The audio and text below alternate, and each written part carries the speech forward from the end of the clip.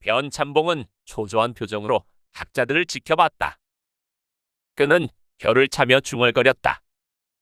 내 무남 동료 도화의 배필인데 글깨나 안다는 총각이라야지. 급제에서 이천석군 병가에 녹봉을 안겨줄 인재라야 마땅하거늘. 백마지기 문전옥답을 본수로 걸었으니 강호에 내로라 하는 글쟁이들이 구름처럼 모여들었다. 이제 제대로 된 놈을 골라내는 일만 남았어. 전직 대작인 대감을 비롯한 고위 관직자들과 7현의 문장가들이 자리했다. 사랑채에는 먹가는 소리와 붓끝이 종이를 스치는 소리만 가득했다. 잠시 후 대감 옆에 있던 좌랑이 흡족한 표정으로 시험지를 들고 변참봉에게 다가왔다. 참봉나리. 대감께서 보시기에 장원이 나왔습니다. 충남 청양에서 온 21살 허국이라는 준재입니다. 글 솜씨가 가히 일품이라 칭찬이 자자하십니다. 변참봉의 눈이 번쩍 뜨였다. 그의 목소리에는 기대감이 가득했다. 허국이라. 과연 어떤 제목이더냐? 보시다시피 글 솜씨는 가히 일품입니다만 키가 육척에 삐쩍 말라 어깨는 세 뼘도 안 되고 눈은 처지고 뺨은 쑥 들어간 영락없는 백면서생의 풍모를 하고 있습니다. 대감께서도 대나무에 기대어 사는 모기는 아닐까 싶어 잠시 고개를 갸웃하셨습니다만 변참봉은 시험지를 보며 고개를 끄덕였다. 그의 머릿속엔 오직 급제할 총각이라는 생각뿐이었다.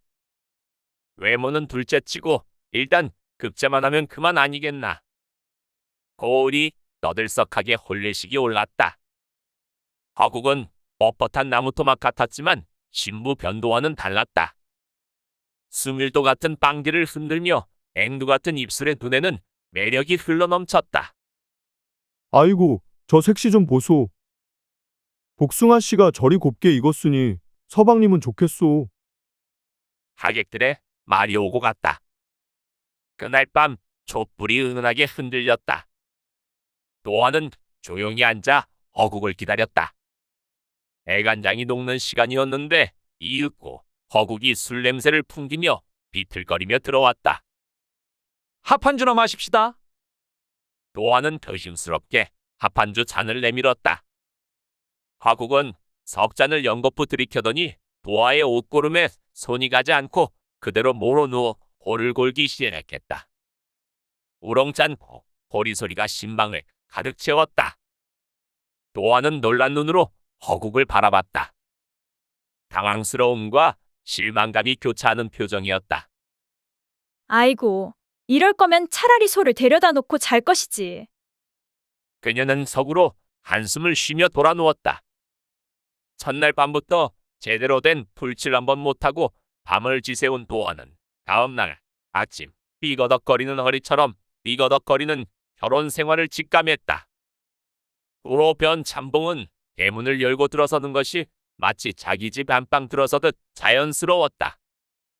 부엌 아궁이에는 불을 피운 흔적이 전혀 없었다. 도화야. 애미한테 가서 저녁 먹으러 오너라 했느냐? 네, 도화는 사랑방에서 나오는 허국을 흘끗 봤다. 허서방은 오늘도 술에 쩔어 골아떨어졌던 모양이었다. 변참봉은 속으로 부글부글 끓었다.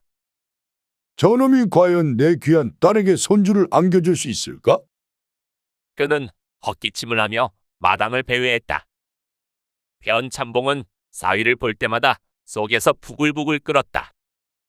손자를 빨리 보고 싶어 녹용 대보탕까지 먹였지만 소용없었다. 도화가 제 어미에게 하소연한 걸 들으니 손자가 생길 턱이 없었다. 저놈의 사위는 언제 급제하려나? 낙방하고 돌아와도 고개도 안 숙여. 한양에 볼일 보고 온 듯 태연에 빠졌으니. 아버님, 너무 심려 마십시오. 그 사람도 나름 고충이 있을 것입니다. 고충은 무슨 고충? 사랑방에 건달패나 드나들고 술독에 빠져 사는데 백마지기 논문서 빼앗으려 뒤져도 허사야. 충청도 번가에 몽땅 갖다 놨나 보다. 배째라는 격이지. 후회막급일세, 후회막급. 어느 날 허서방이 톱을 들고 마당에 나왔다. 마당에는 대봉감, 나무 한 그루와 땡감나무 한 그루가 서 있었다. 이 감나무를 베어버릴 참이오. 마당이 마를 날이 없으니원. 서방님, 그 말씀은 아니되옵니다. 세상에 쓸데없는 건 없습니다. 대봉감은 제사상에, 땡감은 곶감으로 우리가 먹지 않습니까? 허서방은 쩝쩝 입맛을 다시며 톱을 헛간에 갖다 놓았다. 투덜거렸지만 도화의 말에 꼼짝 못하는 눈치였다. 도화네 집에는 하인이 둘이 있었는데 백마지기 노는 전부 소작을 주고 영리한 집사와 벙어리 머슴 삼룡이뿐이었지만 집안 살림살이에 부족함이 없었다. 벙어리 머슴 삼룡이가 문제였다. 삼룡이는 툭하면 말썽을 피웠다. 소가 남의 밭을 망쳐도 말을 못해 싸움만 하고 장보러 가서도 멱살잡이였다. 허서방은 삼룡이 문제에 질린 듯 인상을 찌푸렸다. 삼룡이를 내보내야겠소. 주막에 새 머슴을 부탁해 놓았소. 서방님, 삼룡이도 쓸모가 있습니다. 내보내지 마십시오. 도화의 한마디에 허서방이 혀가 쑥 들어갔다. 허서방은 저녁 수저를 놓자마자 찾아온 건달들과 저작거리로 나섰다. 마당 잡초 뽑아낸 벙어리 삼룡이가 뒤뜰 우물로 가는데 도화도 조용히 그를 따라갔고 땀범벅된 삼룡이가 저고리 벗고 엎드리자 도화가 물을 붓고 등목을 해주었다. 그리곤 그녀는 방으로 향했고 삼룡이도 그녀를 따라갔다. 도화는 초롱불을 꺼버렸고 지륵 같은 어둠 속 삼룡이가 도화를 두 팔로 앉아 도화는 그의 목을 껴안았다. 일이 시원할 수가? 밤마다 서방님이 저리 코만 골았으니 내 속이 터질 일이지. 신랑 허서방은 두 사람 관계를 알면서도 모른 척했다. 서방 노릇 못하니 족칠 수도 없고 그렇다고 못 본 척 눈 감기엔 오장육부가 뒤틀려 견딜 수가 없었다. 이튿날부터 삼룡이는 사랑방으로 가 메추리로 종아리를 맞으며 허서방한테 언문을 배우기 시작했다. 이리 쓰는 거다, 삼룡아. 입술은 이렇게 해. 자, 따라 해보거라. 삼룡이는 어설프게 허서방의 입모양을 흉내냈다. 침을 질질 흘리며 내는 소리는 영락없는 짐승 소리였다. 허서방은 한숨을 쉬면서도 끈질기게 가르쳤다. 마당에서 이 소리를 들은 도화는 고개를 갸웃거렸다. 벙어리한테 업무는 왜 가르친담? 서방님도 참 별나시구려. 몇 날 며칠 사랑방에서는 허서방의 가르침과 삼룡이의 기이한 소리가 이어졌다. 그러던 어느 날 삼룡이의 입에서 어눌하지만 또렷한 소리가 터져 나왔다. 나리. 허서방의 눈이 휘둥그레졌다. 삼룡이는 이제 간단한 말을 할 수 있게 되었다. 삼룡이가 정말 말을 한다고. 세상에, 도화는 긴장하기 시작했다. 벙어리라 안심했던 삼룡이가 이제 말을 한다니 마음 한구석이 서늘했다. 삼룡이가 어눌하게나마 의사소통이 되자 은근히 도화를 협박하기 시작하는데 아씨, 너비아니 값이 이렇게나 밀렸습니다. 아니, 이게 무슨 소리인가? 우리 서방님은 너비아니를 좋아하지도 않는데. 삼룡이 말입니다. 심부름 왔다던데. 사동이 삼룡이를 흘끗 보았고 삼룡이는 알 수 없는 미소를 지으며 웃을 뿐 도화의 등줄기에 식은땀이 흘렀다. 얼마 후 이번엔 주모가 달려와 시끄럽게 떠들어댔다. 나으리께서 삼룡이 식혀수를 그리 드셨는데 왜 값을 안 치르십니까? 설마, 얼른 주십시오. 돈 안 주시면 한 발자국도 못 되니까. 도화는 삼룡이를 노려봤다. 삼룡이는 여전히 넉살 좋게 웃고 있었다. 다음 날은 가죽신 가게 주인이었다. 아씨, 나으리께서 가죽신 몇 켤레를 가져가셨는데 외상값이 이렇게 쌓였습니다. 삼룡이가 직접 심부름을 했다니까요.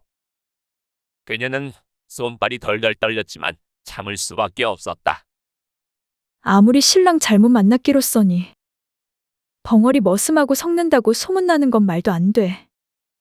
이놈이 내 목줄을 쥐고 흔들다니.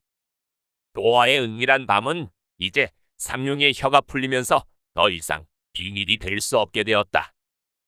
소문이 고을에 퍼지는 건 시간 문제였다. 어느 마을에 절구지를 잘하는 사내가 살았다. 그의 실력에 그를 찾는 이가 많았는데 강세거 있는가? 무슨 일이시오? 내 허리가 아파서 그런데 이 고추 좀 찧어주게. 아, 그래요. 그럼 한 양만 주십시오. 알았네. 강세는 열심히 절구지를 하는데 잠시 후 여기 있소. 고맙네, 강세. 그렇게 노인은 집으로 돌아갔다.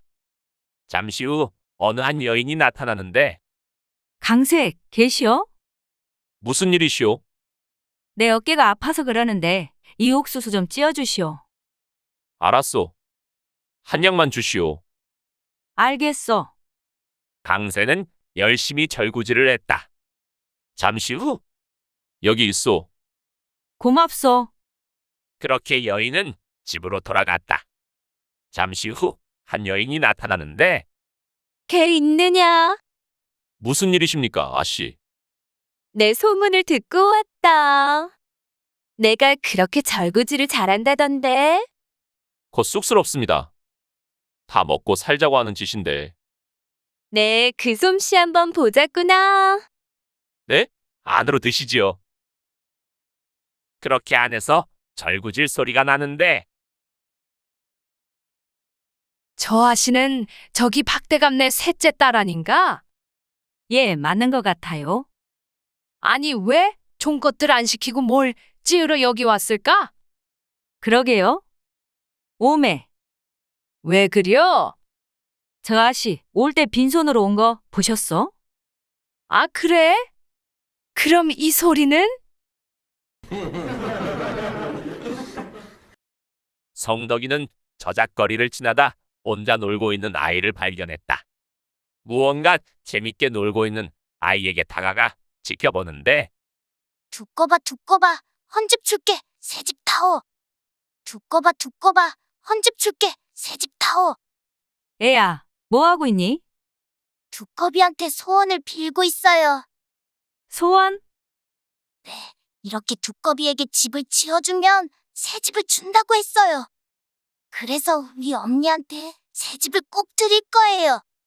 착한 아이구나. 성덕이는 어리지만 효심이 깊은 아이에게 감동했다. 그리고 그날 밤 두꺼봐, 두꺼봐. 한 집 줄게, 새 집 다오. 두꺼봐, 두꺼봐. 한 집 줄게, 새 집 다오. 아니 인자 아까부터 안 자고 뭐라 자꾸 씨부린단가. 아무것도 아닌 게 빨리 주무시오. 시끄러워서 잠을 잘 수가 없는데 어떻게 잔단 말이오. 거참 신경 쓰지 말고 자라니까. 그리고 왜 손을 거기 밑에 대고 있는데. 쪼까 거시기 한디. 뭔가 기분 나쁘다 이거요. 오메, 기분이 왜 나쁠까? 알긴 아나 보구만. 그러면 나도 불러야 쓰겄네. 두꺼봐 두꺼봐 헌집 줄게 새집 다오. 두꺼봐 두꺼봐 헌집 줄게 새집 다오. 두꺼봐, 두꺼봐. 헌집 줄게, 새 집 다오. 두꺼봐 두꺼봐 헌집 줄게 새집 다오. 그날 밤 두 사람은 날이 밝도록 노래를 불렀다고 한다. 어느 마을에 사는 육봉달은 친구를 만나러 길을 걷고 있었다. 그런데 그때 무언가가 눈에 들어왔다. 그건 바로 돈 뭉치가 아니던가. 무엇이여 이게? 아따 어젯밤에 돼지꿈을 꿨더만 이런 횡재를 하고만. 얼른 집에 가서 임자에게 보여줘야겠네. 봉달은 돈 뭉치를 챙겨 그 자리를 바로 떴다. 그리고 허겁지겁 집으로 와 아내를 부르는데 임자 내 무슨 일이 있었는지 아는가? 아니, 왜 이렇게 빨리 돌아오셨소? 네, 길을 가다가 이 돈 뭉치를 주었소. 이 돈이면 소 한 마리 살 수도 있겠구려. 다시 그 자리에 가져다 두시오. 괜히 남의 돈 손댔다 탈라면 어쩌려고 그러시오. 아무도 본 사람도 없네. 내 확인하고 또 확인했네. 장담하지 말고 얼른 가져다 두시지요. 아니, 이건 자네랑 나밖에 모른다니까. 뭘 겁먹고 그러시오. 이제 두 사람이 아닌 것 같은디. 그게 뭔 소리란가. 암튼 얼른 그 돈 가져다 두시오. 그거 죄 짓는 거요? 무슨 죄란 말이오. 돈에 이름이 써져 있는 것도 아니고. 주음은 임자지. 그 무슨 죄라던디? 아따, 그런 죄는 없다니까. 그때 장롱문이 열리는데 점유물이 탈죄. 그거 점유물이 탈죄네. 아니 사또. 아, 그렇습니까? 큰일 날 뻔했구만요. 싸게 가져다 놔야겠네요. 그래, 얼른 서두르시게. 네, 사또. 근디, 사또 네가 왜 거기서 나와? 그날 육봉단은 사또랑 계급장 떼고 맞짱 시원하게 떴다고 한다. 마을에서 공짜 좋아하기로 소문난 봉식이는 길을 가다 허기를 달래러 영자네 집에 들렀다. 마침 집에 있던 영자는 봉식이를 맞이하는데 무슨 일이시여, 이 시간에? 영자댁 집에 있었구려. 내 집에서 돈을 안 가지고 나와서 그러는데 허기나 달래게 국밥 한 그릇만 주소. 이 양반이 허구한 날 이러네. 뭐, 쌀 맡겨놨어? 어허, 이러기야? 내가 그 막 장작도 때 되면 가져다 주고 그러잖아. 서운하게 왜 이래? 그거다 김대감네 창고에서 쎄 배우는 거면서 뭐. 그럼 앞으로 안 주네. 알았어, 기다리시오. 잠시 후 영자가 국밥을 내오자 봉식은 허겁지겁 국밥을 처먹기 시작하는데 거 천천히 드시오. 체하겠어. 역시 소문은 사실이라니까. 무슨 소문 말이오? 아니요, 됐어. 빨리 말하소. 내 똥 싸다 끊는 거 제일 싫어하니까. 아니, 그 대머리가 그렇게 공짜 좋아한다더니. 틀린 말은 아닌 것 같아서. 누가 공짜를 좋아해? 그냥 배고파서 한 그릇 얻어 먹는 거지. 그리고 그런 소문 좀 믿지 마소. 그런 헛소문이나 믿으니까 팔랑귀 소리 듣는 거야. 아, 그래? 그럼 다른 소문도 오늘 진짠지 아닌지 확인해 보려 했는데 그만둬야겠네? 무슨 소문? 아니, 대머리가 그렇게 힘도 좋고 밤에 기술도 좋다던데. 아닌가 보네? 그건 사실이요. 방금은 그런 소문 믿지 말라며. 자네 꽉 막힌 사람 아니잖아. 다 남의 말도 귀 기울이고 그래야 해. 어여, 안으로 들어갑시다. 내가 증명함세. 그 후로 봉식이는 국밥을 계속 걷어 먹었는지 못 먹었는지 기록이 없어 소문의 진실은 밝혀지지 않았다고 한다. 어느 대감집 아들 점식이는 대감의 심부름을 마치고 집으로 돌아오는 길이었다. 그래, 서신은 잘 전하고 왔느냐? 네, 아버님. 잘 다녀왔습니다. 최 대감님도 무탈하시고 안부 전해달라 하셨습니다. 그래, 수고했다. 그때 여종 둘이 보이는데 저 계집들이 새로운 여종들인가 봅니다. 그래, 보니까 둘 다 일도 잘하고 싹싹하구나. 아, 그렇습니까? 낫일은 사월이가 더 잘하는데 밤일은 춘심이가 더 잘하더구나. 네? 점식이는 어리둥절 그 자리에 굳어버렸다. 그리고 그날 밤 잠자리에 든 점식이는 잠이 오질 않는데 아무리 외롭다고 한들 어머님이 떠나신 지 석 달도 지나지 않았는데 벌써 여인네가 그리우신 걸까? 그것도 신분도 맞지 않는 녀석들과. 이건 아닌 것 같구만. 아버님께 가서 말씀드려야겠다. 그렇게 대감방으로 발걸음을 옮기던 중 무언가를 발견하는데 아버님, 여기서 뭐 하십니까? 쉿, 조용히 해. 옆방부터 보거라. 네? 그 방이 사월이 방이다. 아, 뭔가 심심하군요. 그렇지? 그래, 이 방이 춘심이 방이다. 뭐요, 저게 뭔 요란한 기술이요? 그리고 저 옆에는 누굽니까? 춘심이 남자친구 돌쇠. 아니, 지금 숨 넘어가는데 의음 불러야 되는 거 아닙니까? 아니야. 좀 이따 다시 살아난다. 아, 그렇습니까? 내 말이 맞지? 춘심이가 더 낫지. 아, 네? 역시 아버님 말씀이 맞는 것 같습니다.